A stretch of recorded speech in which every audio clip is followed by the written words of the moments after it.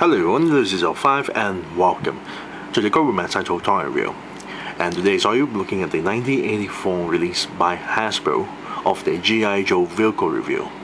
And today's vehicle review, we're looking at the Cobra A.S.P, which is acronym stands for Assault System Pod. Now I got this straight from eBay, and for this entire Cobra A.S.P here, it's complete with missing parts, worn out joint parts, complete with stickers, and the instruction manual with minus the box, of course, 450 ringgit. Yes, 150 ringgit plus shipping. It's a little bit pricey because it doesn't include the box, but most of the eBay sellers that sell the Cobra A.S.P itself, tend to have some missing parts, so it's quite difficult to get a complete Cobra A.S.P with no worn out parts for the joints itself.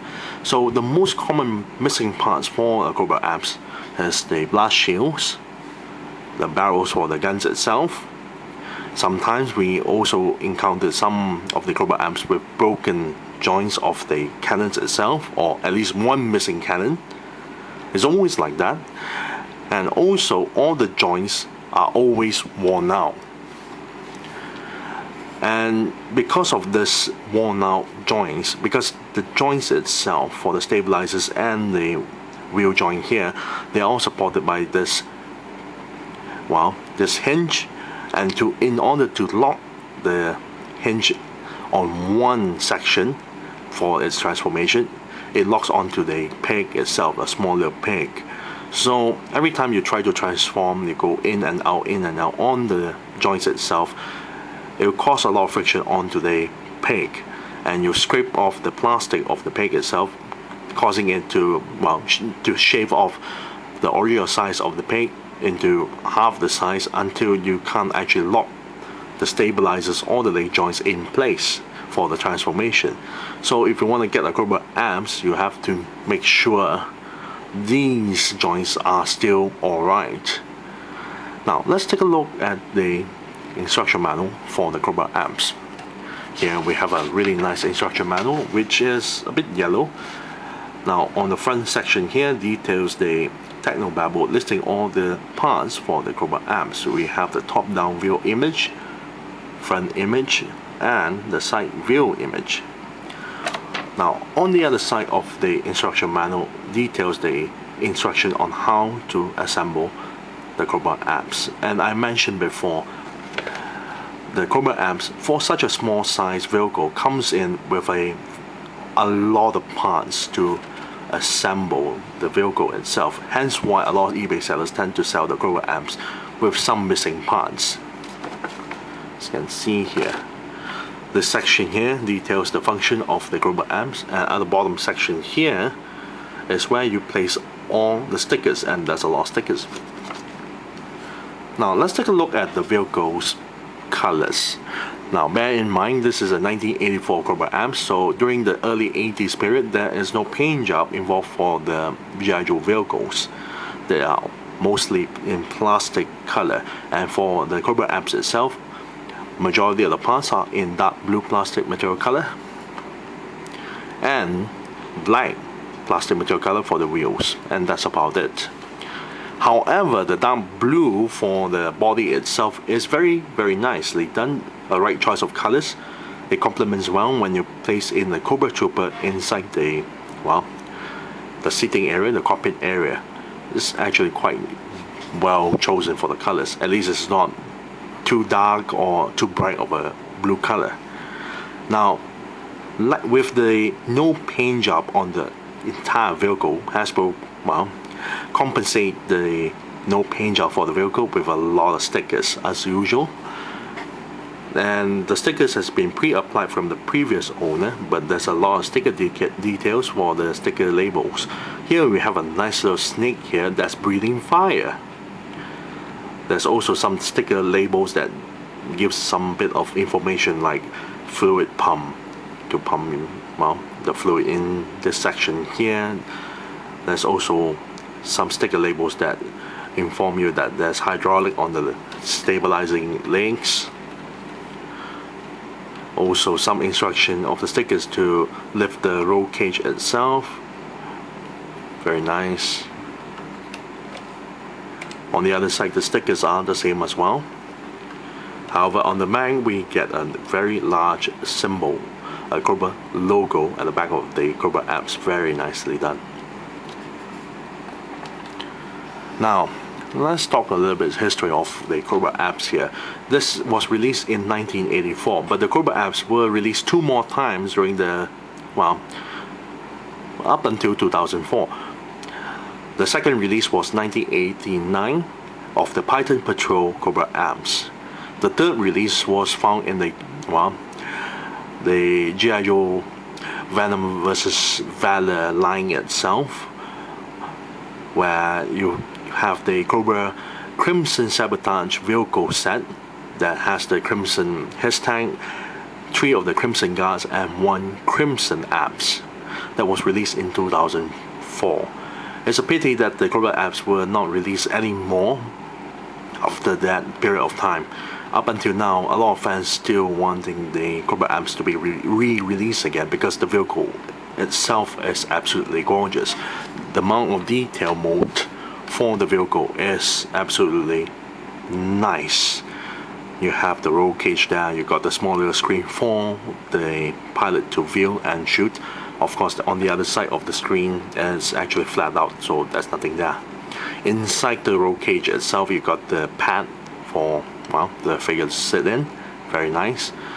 For the dual cannons here, you got the tip of the barrel itself. Very nicely done. Nice little simple details. Blast shields, and each side of the cannons itself, you can see the joints here. There's a lot of plating and rivets for the joint. Very nice. Let's not forget at the back portion of the Cobra A.S.P. itself. Very nicely done with the details. And let's not forget the other detail. As usual, a lot of G.I. Joe vehicles tend to have a removable hatch to show the engines. As you can see, you have no worries about the hatch itself when I open it because the plastic is not worn out. Very nice. Just close it in like so. A lot of nice details. Even the stabilizing legs have a lot of nice details as well. There's also gears and pumps. Very nice. You got the wheels, bottom section of the A.S.P. itself. You get to see the wheels itself, the rim and the rivets. Very nice. Now you get to see the underbelly of the Cobra A.S.P. where it shows a little bit more engine details as well. And let's not forget, this entire body also have a bit of details and sticker application as well. Very nice. And also at the back we have the stabilizing legs and a place for you to hook up to another vehicle. Very nice. Now let's take a look at the vehicle's articulation. Yes, there are a bit of articulation for the Cobra A.S.P.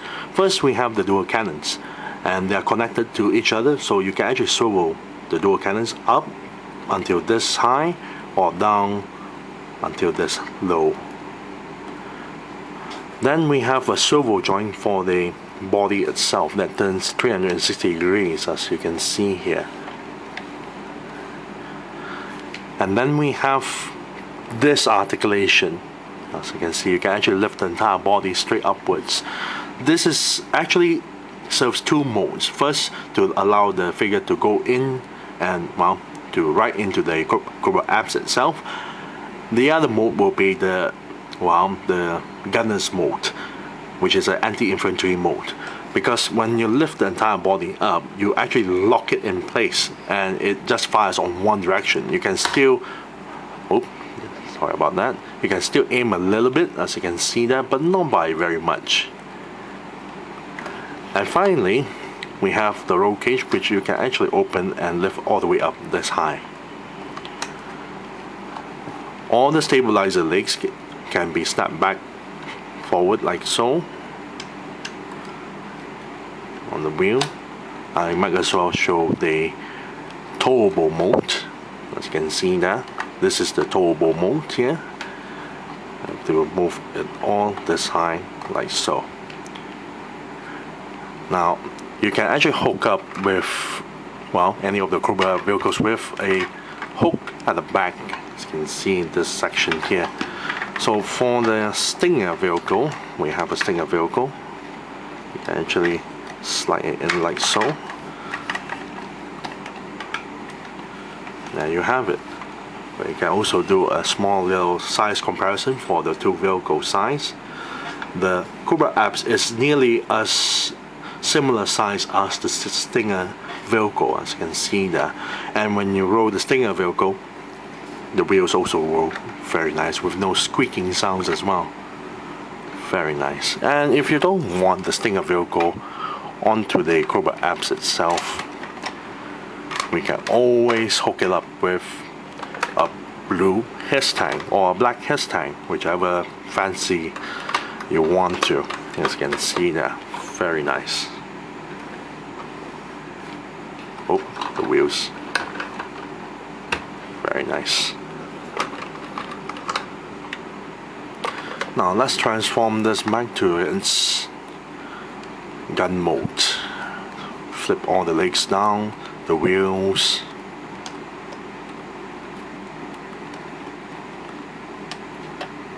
And there you have it. Very nice. Now let's place a figure into the Cobra A.S.P. Now I don't have a Cobra Trooper, so I'll use the Track Viper instead. Now bear in mind,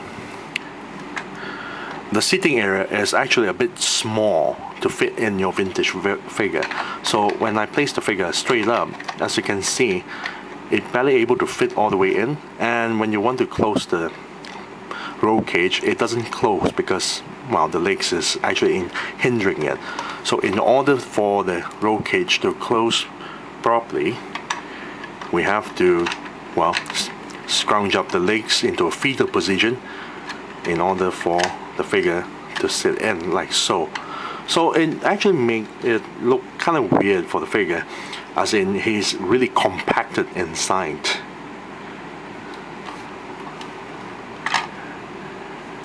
Now you must be wondering, is it compatible to fit in the new figures?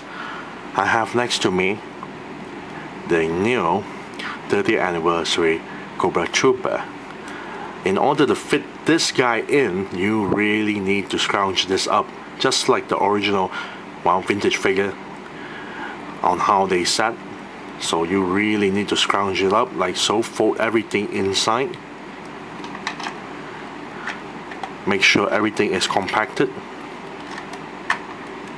and there you have it. Nicely done.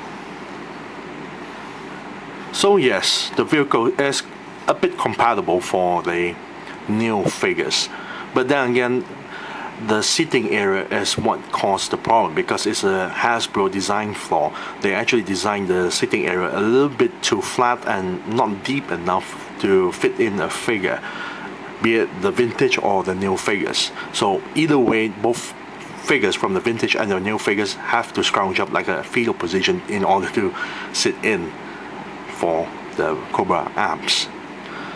Now overall, I really love the Cobra A.S.P. It is absolutely a gorgeous design, really nice design, realistic design as well, has a lot of function, has a transferable mode, very nice, and even able to fit the new figures as well. If I'm gonna give a rating out of this, although lacking of the paint job, but it does compensate with a lot of stickers.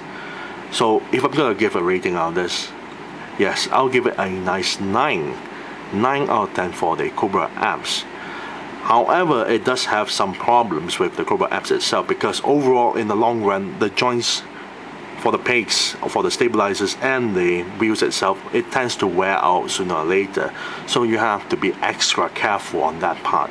Furthermore, some parts are easily, well, get lost, like the blast shields and the barrels. Then again, this is a vintage vehicle, so you do have to take care of it. So 9 out of 10 for the Cobra A.S.P. I thank you all for watching. This is Lucy05 and I'm signing off.